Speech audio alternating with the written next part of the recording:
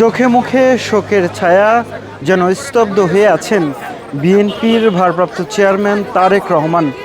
এই স্তব্ধতার মাঝেই তিনি এসেছিলেন বিএনপির গুলশানের চেয়ারপারসন অফিসে, যেখানে তিনি স্থায়ী কমিটির সদস্যদের সাথে বৈঠক শেষ করেছেন। বৈঠকে সিদ্ধান্ত হয়েছে বিএনপির চেয়ারপারসন বেগম খালেদা জিয়াকে কখন কোথায় দাফন করা হবে। ঠিক তারপরেই বিএনপির মহাসচিব মির্জা ফখরুল ইসলাম আলমগীর সংবাদ সম্মেলন করেন এবং সংবাদ সম্মেলন শেষে এভাবেই নিস্তব্ধ অবস্থায় বের হয়ে যাচ্ছেন বিএনপির ভারপ্রাপ্ত চেয়ারম্যান তারেক রহমান। এ সময়ে তার গাড়ি ঘিরে ধরেছিল নেতাকর্মীরা। নিরাপত্তা ব্যবস্থার মধ্য দিয়েই তিনি এই বিএনপি চেয়ারপারসনের কার্যালয়ের অফিস ত্যাগ করেন। ভারপ্রাপ্ত চেয়ারম্যান তারেক রহমান কার্যালয় থেকে বের হলেন স্থায়ী কমিটির সদস্যদের। টানা তৃতীয়বার অর্জন করেছে দেশের সেরা সুপার ব্র্যান্ড স্বীকৃতি বসুন্ধরা টিস্যু।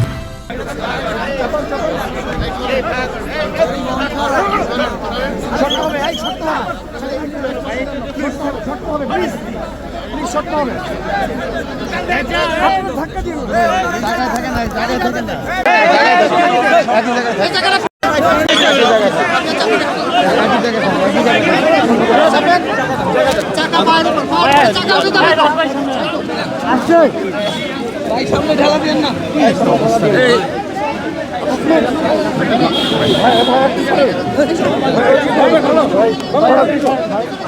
আমি এই করতেছি সমস্যা মামা তুই দেখাবো।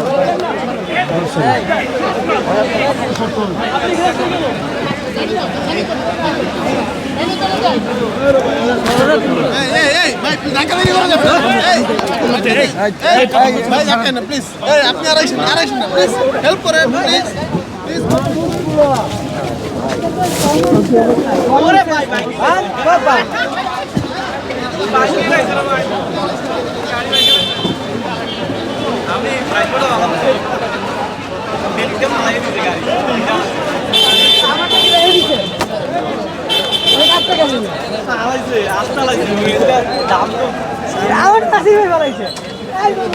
আমার নাসির ভাই